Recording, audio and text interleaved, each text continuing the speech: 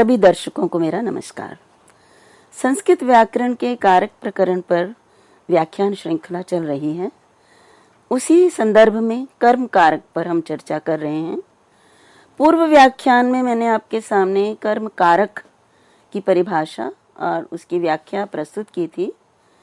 अब मैं आपके सामने कर्म कारक, जब हम ये सिद्ध कर लेते हैं कि इस अमुक वाक्य में अमुक पद कर्म कारक का कार्य कर रहा है, अर्थात क्रिया के साथ उसका कर्म रूप संबंध है, तो हमें ये आवश्यकता होती है कि कर्म कारक यदि है तो उसका वाक्य में प्रयोग कैसे किया जाए, क्योंकि पद शब्द अकेला तो वाक्य में प्रयुक्त नहीं होता है जब तक उसमें विभक्ति ना लगाई जाए, क्योंकि कहा गया है अपदम न प्रयुंजीत।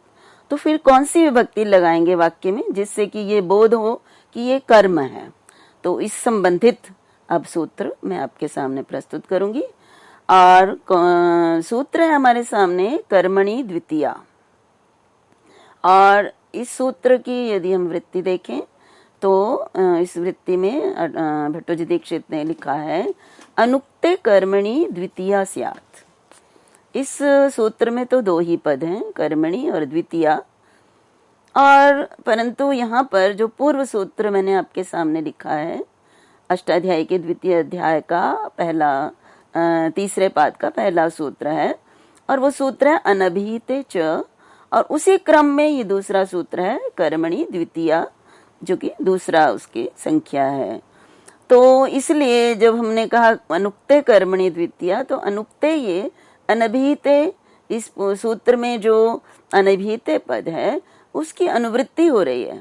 अर्थात जैसे हमने कहा कर्मणि द्वितीया, तो अनभिहिते ऊपर से लेकर होगा अनभिहिते कर्मणि द्वितीया, जिसको भट्टोजी दीक्षित ने अनभिहिते को पर्यायवाची उसका शब्द अनुक्ते कहकर इसकी इस प्रकार से वृत्ति की है कि जो कर्म जब अनुक्त होता है तो उसमें द्वितीय विभक्ति का प्रयोग होता है।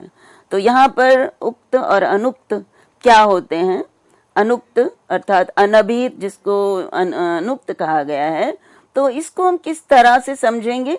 तो ये भी जानना जरूरी है कि कर्म उक्त कहाँ होता है, अनुक्त कब होता है, क्योंकि सामान्य कर्म में द्वितीया होती है, कर्म में द्वितीया होती है, ऐसा नहीं है। अनुक्त होने पर ही कर्म में द्वितीया होती है। तो उक्त अनुक्त से क्या तात्पर्य है?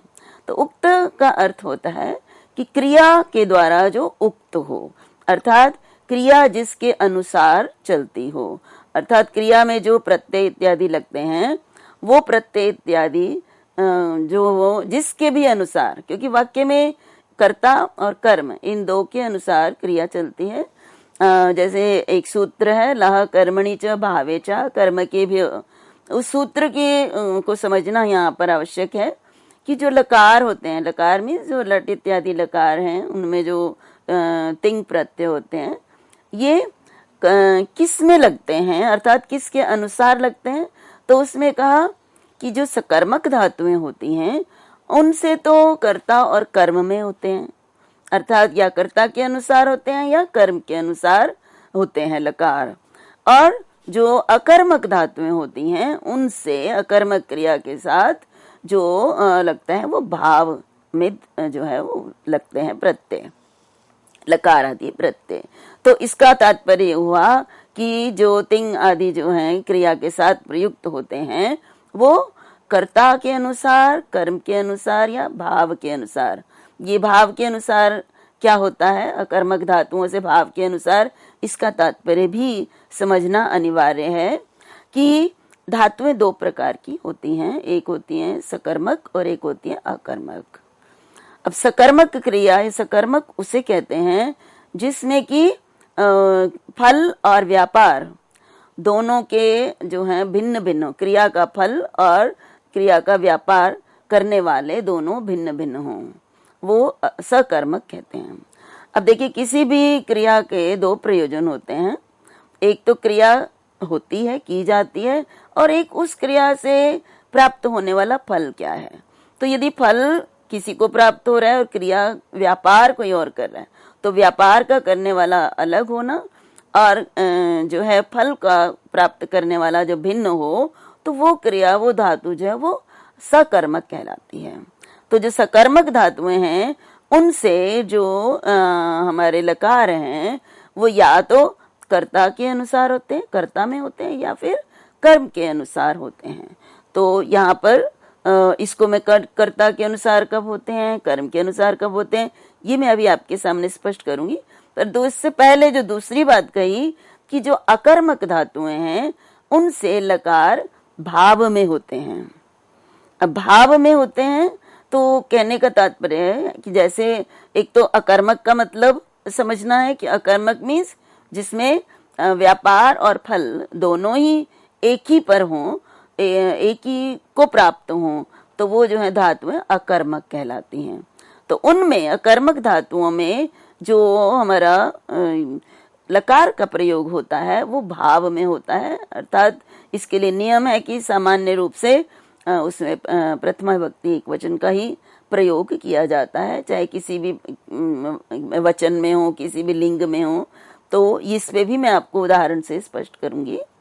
तो इस प्रकार से हम ये समझ पाए कि जो सकर्मक धातुएं होती हैं, जिन धातु में कर्म होता है क्रियाओं में, उनमें लकार जो है कर्ता और कर्म दोनों के अनुसार होते हैं। और जहां पर कर्ता के अनुसार होते हैं वो जो है वहां कर्ता अभिहित होता है। अभिहित का यही तात्पर्य है कि कर्ता के अनुसार जब क्रिया चलती हो, क्रिया के प्रत्ययों का प्रयोग होता हो। और जब कर्म के अनुसार होते हैं तो वो जो है उनमें कर्म के अनुसार वो कर्म उस समय अभिहित होता है। तो कर्ता के अनुसार होता है तो कर्ता अभिहित, कर्म अनभिहित होता है। और जब कर्म के अनुसार क्रिया का प्रयोग होता है, क्रिया चलती है, क्रिया रूप चलते हैं, तो वहां पर कर्म अभिहित होता है और कर्ता अनभिहित होता है। अब देखिए, जहां पर कर्ता अभिहित होता है वहां पर अभिहित होने के कारण सामान्य जो प्रातिपदिकार्थ लिंग परिमाण वचन मात्रे प्रथमा सूत्र द्वारा वहां पे जब कर्ता अभिहित होता है तो उसमें तो प्रथमा लगती है। और प्रस्तुत सूत्र कहता है कि जब कर्म अनभिहित होता है तो फिर वहां पर द्वितीया होती है। तो ऐसे वाक्य जिनमें कर्ता अभिहित होता है, कर्म अनभिहित होता है, तो कर्ता में प्रथमा और अनभिहित कर्म में प्रस्तुत सूत्र द्वारा द्वितीया विभक्ति होती है। अब यहाँ पे कब कर्ता अभिहित होता है, कब कर्ता अनभिहित होता है, इसकी पहचान कैसे होती है? तो देखिए, जब हम भाषा का प्रयोग करते हैं, वाक्यों का प्रयोग करते हैं, तो वक्ता की इच्छा पर निर्भर करता है कि वो अपनी बात को किस प्रकार से कहना चाहें। तो जब हम बात को कर्तृवाच्य के रूप में कहना चाहें, अर्थात जब कर्तृ को हम प्रमुख मानकर कर्ता को बात करते हैं तो वो कर्तृवाच्य कहलाता है। अर्थात जो वाक्य है उसमें कर्ता जो है वो वाच्य है, प्रधान है। इसके उदाहरण के रूप में जैसे हमने कहा कि देवदत्ता ओदनम पचति, तो यहाँ पर देवदत्त ओदन भात पकाता है। तो यहाँ पे जो पकाना क्रिया है वो किसके अनुसार है? देवदत्त के अनुसार। अर्थात देवदत्त ही है जो पकाना क्रिया कर रहा है, जो व्यापार कर रहा है, जो परिश्रम कर रहा है, वो सब कार्य जो है वो देवदत्त कर रहा है। तो भोजन जो है वो अनभिहित है। यहाँ पे भोजन जो है यहाँ पे अनभिहित क्यों है? क्योंकि जो क्रिया है वो किसके अनुसार चल रही है? यहाँ पे देवदत्त के अनुसार। यदि मैं कहती हूँ देवदत्ता ओदनम पचति, तो देवदत्त जो है वो अगर इसमें हम परिवर्तन कर देंगे तो पचति जो है इसके भी हमें प्रत्यय बदलने पड़ेंगे। जैसे मैं देवदत्ता के स्थान पर अगर कहती हूँ कि ते ओदनम, तो यहाँ पे क्योंकि हमने यहाँ पे ते कर दिया और पुल्लिंग प्रथमा बहुवचन है तत्शब्द का जिसका अर्थ है वे, तो वहां पर बहुवचन भी हमें प्रयोग करना पड़ेगा। तो पचती से अशुद्ध रूप हो जाएगा, तो फिर हम पचती नहीं करके हम पचंती करेंगे। इसी प्रकार से जब हम कहते तौ, तो वहां पर पच तह करना पड़ेगा। तो ये कर्तृवाच्य है। कर्तृवाच्य में हम कर्ता को प्रधान मानकर और प्रत्यक्ष रूप में जब बात करते हैं तो वो कर्तृवाच्य होता है।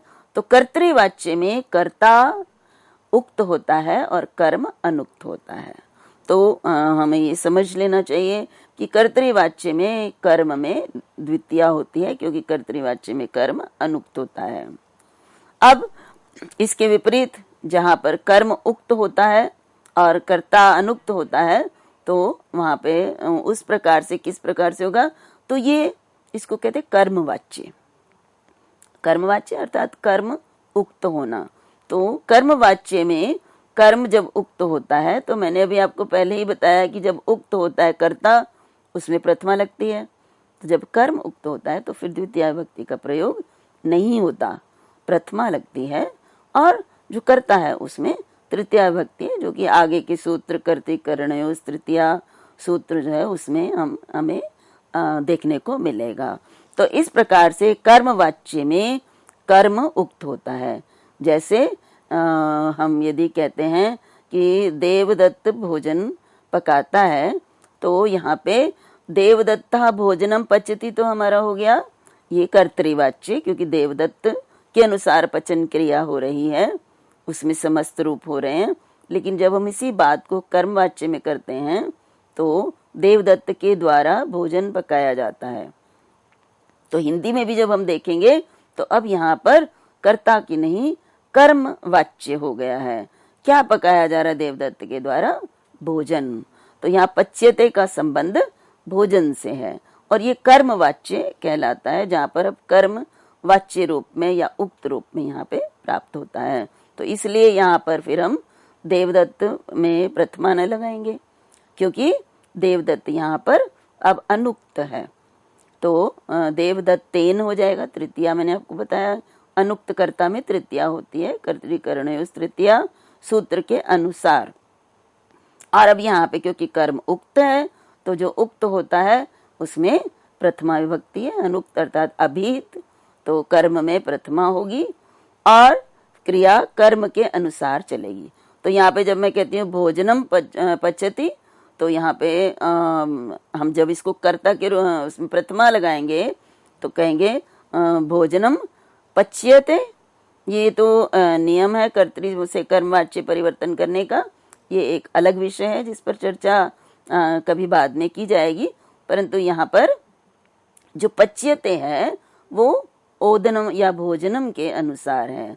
भोजनम पच्यते, यदि हम भोजनम जो है एक वचन का प्रयोग ना करके अगर हम आपको कहते हैं कि ओदन जो है, अगर हम कुछ और कहते हैं तंडुलानी पच्यन्ते, तंडुलानी कहते हैं कि देवदत्तेन तंडुल, तंडुल भी ओदन ही होता है। तो जब हम ये तंडुल का प्रयोग करते हैं और बहुवचन का प्रयोग करते हैं कि तंडुलानी तंडुलाह तंडुलाह, तो यहाँ पे प्रथमा विभक्ति बहुवचन का प्रयोग हो जाएगा। और जब हम बहुवचन करेंगे तो फिर पच्यते रूप नहीं रहेगा, क्या हो जाएगा? पच्यन्ते। तो यहाँ पे तंडुल क्या है? ये कर्म है, लेकिन जब हम इसको कर्मवाच्य में प्रयुक्त करते हैं तो ये कर्म उक्त होके इसमें प्रथमा हो गई और क्रिया इस कर्म के अनुसार परिवर्तित हो गई और पच्यते के स्थान पर पच्यन्ते रूप बन जाता है। तो अब हमने ये स्पष्ट किया आपके सामने कि जब अनुक्त कर्म होता है तो तभी उसमें द्वितीया विभक्ति का प्रयोग होता है, अन्यथा कर्म उक्त हो जाने पर उसमें प्रथमा होती है। लह कर्मणि च भावे च कर्म के भ्य सूत्र जब मैं स्पष्ट कर रही हूँ आपके सामने, तो उसमें मैंने कहा कि अकर्मक धातुओं से भाव में लकार होते हैं। तो वहाँ अकर्मक, वो अकर्मक धातुएं कौन सी होती हैं ये भी मैंने आपको बताया कि जब क्रिया का व्यापार और फल दोनों ही एक ही पर आश्रित हों तो वहाँ पर वो अकर्मक होती है क्रिया। जैसे जो हम कहेंगे कि शेते, सोना क्रिया, रामः शेते, तो यहाँ पर जो शयन क्रिया है इसको भी करने वाला राम है और शयन क्रिया से जो फल प्राप्त होगा नींद लेने से, अच्छी सेहत, अच्छा प्रसन्नता, आनंद, ये समस्त भी उसी को प्राप्त होते हैं। इसलिए ये जो है ये अकर्मक क्रिया है। और अकर्मक क्रिया को जब हम अभी हम इसको जब इसमें हर जो राम है ये उक्त है, रामः शेते, तो यहाँ पे राम के अनुसार क्रिया चल रही है, रामः शेते। अगर हम तौ शयाते, अगर हम दो कह देते हैं तो, लेकिन जब इसको कर्मवाच्य में हम प्रयोग करते हैं तो यहाँ पे कर्म नहीं है। कर्म ना होने के कारण यहाँ पर हम क्रिया किसके अनुसार चलाएंगे? कर्ता के अनुसार तो नहीं, क्योंकि कर्मवाच्य में कर्ता तो अनुक्त हो गया। तो इसलिए जब हम रामेण कहते हैं तो अब जो शेते है तो इसको हम जब बदल के हम इसको क्या कर देंगे, तो हम इसको क्रिया को ना कर्म ना होने के कारण सामान्य रूप से प्रथम पुरुष एक वचन में ही चलाएंगे। तो रामेण शीयते इस प्रकार से हमारा रूप बन जाएगा। तो इस सूत्र का जो तात्पर्य था, जो इसका अर्थ है, वो है कि कर्म अनभिहित होने पर उसमें द्वितीया विभक्ति का प्रयोग होता है। अब इस सूत्र की विस्तृत व्याख्या पाणिनि की अष्टाध्यायी में काशिकाकार ने भी की है, महाभाष्य में भी की है, फिर उसके अतिरिक्त शब्द कौस्तुभ में भी इसकी व्याख्या की गई है। उनको मैं कौन किस प्रकार से इसके अर्थ को स्पष्ट करता है ये भी बताना चाहूंगी, लेकिन इससे पूर्व अभी भट्टोजी दीक्षित आगे क्या लिखते हैं इस सूत्र की व्याख्या में। तो उन्होंने आगे लिखा, अभिधानम तो प्रायेण तिंग कृत तद्धित समासैहि। अभिहित कर्म में द्वितीया होती है, तो अभिहित अभिधान से अभिहित बनता है। तो अभिधान जो है वो प्रायः किससे होता है? हम कहते हैं अभिहित कर्म में द्वितीया तो किससे होता है? तो अभी मैंने आपको बताया कि जो है लकार जो क्रिया में लगते हैं उनसे जिसका अभिधान हो, तो अभिहित जो है केवल मात्र तिंग का मैंने उदाहरण आपको दिया है, तिप्तजी इत्यादि तिंग कहलाते हैं। लेकिन कृत के द्वारा अभिहित भी होता है, तद्धित के द्वारा भी अभिहित होते हैं और समास के द्वारा भी अभिहित होते हैं। तो जब तिंग कृत तद्धित और समास के द्वारा कर्ता या कर्म अभिहित होते हैं तो वो भी उक्त कहलाते हैं, और यदि अनभिहित होते हैं तो वो अनुक्त कहलाते हैं। तो यहाँ पे देखिए भट्टोजी दीक्षित ने उदाहरणों द्वारा स्पष्ट किया है कि किस तरह से तिंग कृत तद्धित समास के द्वारा अभिधान होता है या अभिहित होते हैं कर्म। तो पहला जो उदाहरण हरि ही सेव्यते, तो यहाँ पे जो हरि है वास्तव में ये कर्म है। जब हम कहते हैं हरि की सेवा करते हैं, हरिम सेवते, कर्ता नहीं है यहाँ पर प्रयुक्त, लेकिन हम कर्ता जो मान ले कोई भी सा हरिम सेवते या देवदत्ता हरिम सेवते, तो यहाँ पर हरि जो है वहां तो अनुक्त है, लेकिन हमने सेव्यते का प्रयोग किया तो हरि जो है वो उक्त हो गया कर्मवाच्य में। तो यहाँ पे हमने तिंग के द्वारा हरि जो कि कर्म है उसका अभिधान किया है, इसलिए ये यहाँ पे कर्म उक्त होने के कारण इसमें प्रथमा नहीं होगी। इसी प्रकार से जो कृत के द्वारा जब उक्त होता है, अभिहित होता है या अभिधान होता है भट्टोजी दीक्षित के शब्दों में, तो जैसे हम कहते हैं कृत का उदाहरण लक्ष्म्या सेवितः।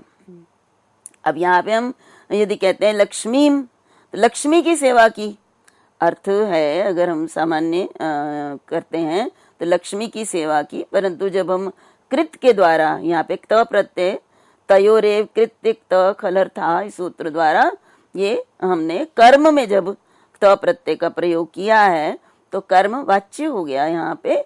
तो इसमें जो लक्ष्मी की सेवा करते हैं, सेवितवान या सेवितवंता कुछ भी कहेंगे हम, तो ये तो कर्तृवाच्य है, तो लक्ष्मी जो है वो कर्म है।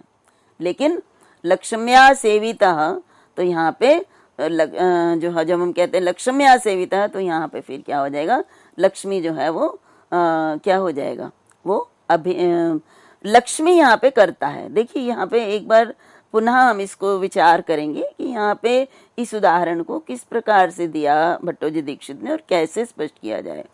तो जैसे पहला तिंग के द्वारा तो उदाहरण मैंने आपको स्पष्ट किया, कृत के द्वारा यहाँ पर कर्म का प्रयोग यहाँ पे नहीं किया हुआ है। जब हम कहते हैं ना कि लक्ष्मी हरिम सेवते, तो यहाँ पे हरि हम इसको पूर्व से लेंगे और लक्ष्मी के द्वारा सेवित है, तो यहाँ हरि जो है वो कृत के द्वारा हरि अभिहित है। तो हरि को पुनः प्रयोग ना करके हम पुनः यहाँ पे उसको यहाँ समझेंगे। यहाँ पे हरि लक्ष्म्या सेविता, मीनिंग इसका अर्थ क्या होता है कि लक्ष्मी हरिम असेवत या सेवितवती। तो यहाँ इसमें क्या हुआ, तो कर्म कौन सा था हमारा, हरि। परंतु यहाँ जब हमने वाच्य परिवर्तन किया तो प्रत्यय लगाकर कर्म में किया तो हरिम ना होकर हरि हो जाता है। तो इस प्रकार से कृत के द्वारा भी अभिधान हुआ है कर्म का। और अब तद्धित के द्वारा तद्धित प्रत्यय लगाकर कर्म के अभिधान का उदाहरण है शत्यः। तो शत्यः का जो ये जो है हम अगर अर्थ करते शत से जो तद्धित प्रत्यय यत का करने पर शत्य बनता है। तो यहाँ पर तद्धित प्रत्यय लगाकर शत्यः का क्या अर्थ है, शतेन कृतम यम। शत्यः ये वो कर्म है जिसको 100 रुपए देकर खरीदा गया हो, वह शत्यः कहलाता है। तो यहाँ पर जो कर्म था वो कि जिसको 100 रुपए से खरीदा, वो कर्म यहाँ पर उक्त हो गया तद्धित प्रत्यय करने से। तद्धित प्रत्यय यत करने से हो गया शत्यः, खरीदा गया। तो शत्यः पुरुषः, शत्यः रामः। तो ये फिर यहाँ पे कि 100 रुपए देके राम को खरीदा, तो यद्यपि राम जो है वो कर्म है, लेकिन इसमें तद्धित प्रत्यय यत का प्रयोग करने से राम जो है वो यहाँ पर अभीत हो गया, इसलिए राम होगा, रामम नहीं होगा। और यहाँ यम की जगह यह होगा, शत्यामि शत्येन कृतः यः। अब समास के द्वारा भी यहाँ पे जो है समास से भी अभिधान होता है। तो उसका उदाहरण है जैसे प्राप्तः आनंदो यम सह प्राप्तानंदः। अब प्राप्तानंदः ये बहुव्रीहि समास किया गया है। प्राप्तानंदः, प्राप्तानंदः का मीनिंग अर्थ जो देखा हुआ, तो जिसको आनंद प्राप्त हुआ है, तो ये कर्म है। यम आनंदो प्राप्तः, तो यद्यपि ये कर्म है, परंतु जब मैंने इसको समस्त पद बनाया तो समास के कारण ये प्राप्तानंदः सह बन गया। ये जो है कर्म ना होकर अब इसमें अभीत न हो गया कर्म, इसलिए इसमें प्रथमा विभक्ति का प्रयोग किया है। तो इस प्रकार से जो अभीत अनभीत जो है वो तिंग कृत तद्धित और समास के द्वारा भी होते हैं, न केवल तिंग के द्वारा, अन्य इनके द्वारा भी, जिनके उदाहरण मैंने आपको बताए। अब यहाँ भट्टोजी दीक्षित ने एक और कहा कि क्वचित निपातेन अभिधानम, क्वचित निपातेन अभिधानम। तो अभिधान अभीत जो है निपात के द्वारा भी होते हैं। तो निपात जैसे हमने निपात के संबंध में चादयो असत्वे प्रादयः इत्यादि सूत्रों में जो प्र आदि च आदि द्रव्य अर्थ वाले होते हैं, अद्रव्य अर्थ च आदि हैं, उनको हम निपात कहते हैं। तो यहाँ पे निपात के कारण भी जो है अभिधान हो जाता, अभीत हो जाता है कर्म। जैसे आपके सामने उदाहरण है, वृक्षो अपि संवर्ध्य स्वयं चेतुम असाम्प्रतम। पहले तो असाम्प्रतम को समझना वाक्य में, तो उसको समझाते हुए भट्टोजी दीक्षित ने लिखा सांप्रतम इत्यस्य युज्यत इत्यर्थ। सांप्रत मीन्स युज्यत, उचित, और असाम्प्रत मीन्स उचित नहीं है। तो यहाँ पे क्या है कि अब वाक्य को देखते हैं कि वृक्षो अपि संवर्धे स्वयं चेतुम असाम्प्रतम। अर्थात जो वृक्ष है उसको यदि हम स्वयं बढ़ाते पालते हैं तो उसको काटना सही नहीं है। तो यहाँ पे किसको काटना उचित नहीं है? वृक्ष को। तो वृक्ष यहाँ पर कर्म है, काटने वाला करता है, और वो जो कि स्वयं उसकी वृद्धि करता है, बढ़ा देता है और फिर काटता है, ये वो करता है। और कर्म क्या है? किसको काटना? वृक्ष को। परंतु यहाँ पर वृक्षो अपि, वृक्षः प्रथमा विभक्ति का प्रयोग किया गया है, क्योंकि अपि इस निपात के कारण ये वृक्ष अभिहित हो गया है, अब अनभिहित नहीं रहा है। तो इस प्रकार से निपात के प्रयोग से भी कर्म अभिहित हो गया है। तो इस प्रकार इस सूत्र को मैंने आपके सामने भट्टोजी दीक्षित के अनुसार स्पष्ट किया है। तो अब द्वितीय विभक्ति का प्रयोग कर्म कारक में होता है, और कर्म के लिए हमने अभी तक एक ही सूत्र किया था कि कर्तुरीप्सिततमं कर्म। जिसका अर्थ था कि कर्ता को क्रिया के द्वारा जो सबसे अधिक अभीष्ट होता है वो कारक कर्म कारक कहलाता है। वाक्य में ये तो स्पष्ट है कि मैं वाक्य की बात कर रही हूँ कि किसी वाक्य में जो पदों का प्रयोग है तो उन वाक्य में कर्ता क्या है, कर्म क्या है, करण इत्यादि क्या है, उनका निश्चय करना अनिवार्य है और निश्चय करने के बाद उनमें विभक्तियों का प्रयोग किया जाता है, तभी वाक्य शुद्ध और पूर्ण बनता है। तो अब इसके अतिरिक्त ईप्सिततम है जो वो कर्म है, इसके अतिरिक्त और भी हम कर्म कारक का प्रयोग देखते हैं। तो वो सूत्र जिनके द्वारा इनसे और भी कर्म कारक संज्ञा होती है, कर्म कारक होते हैं, जिस कारण से उनमें द्वितीय विभक्ति का प्रयोग होता है, उनके विषय में जानना भी आवश्यक है। तो आचार्य पाणिनि ने इस संबंध में जो अगला सूत्र कर्म कारक के लिए दिया वो है तथा युक्तम च नीप्सितम। तो ईप्सिततम की कर्म कारक संज्ञा होती है, लेकिन ईप्सिततम के अतिरिक्त और भी ऐसे होते हैं जो हमें ईप्सिततम नहीं होते हैं लेकिन उनकी भी कर्म होता है। जैसे अगर मैं आपके सामने उदाहरण दूं तो मैं कहती हूँ कि ग्रामम गच्छन वृक्षम पश्यति या ग्रामम गच्छन उद्यानम पश्यति। तो यहाँ पे हमारा जो अभीप्सित तम क्या है, गांव को जाना। जा तो मैं गांव को रही हूँ, मेरा मुख्य प्रयोजन मुख्य मेरा ईप्सित तम है कर्ता को कि वो गांव जाना। तो यहाँ पर ग्राम जो है वो ईप्सित तम है, परंतु यहाँ पे गांव जाते हुए उसको रास्ते में जो उद्यान भी मिला, बाग बगीचा, तो वो भी तो उसने देखा है उद्यान। तो क्या उद्यान की, क्योंकि उद्यान ईप्सिततम तो नहीं है, तो ईप्सिततम ना होने के कारण उसकी कर्म संज्ञा कैसे हो पाएगी, तो इस पर चर्चा करना अनिवार्य है। तो आज इस व्याख्यान में इतना ही। इससे आगे इसी सूत्र पर चर्चा मैं आपके साथ अगले व्याख्यान में करूंगी।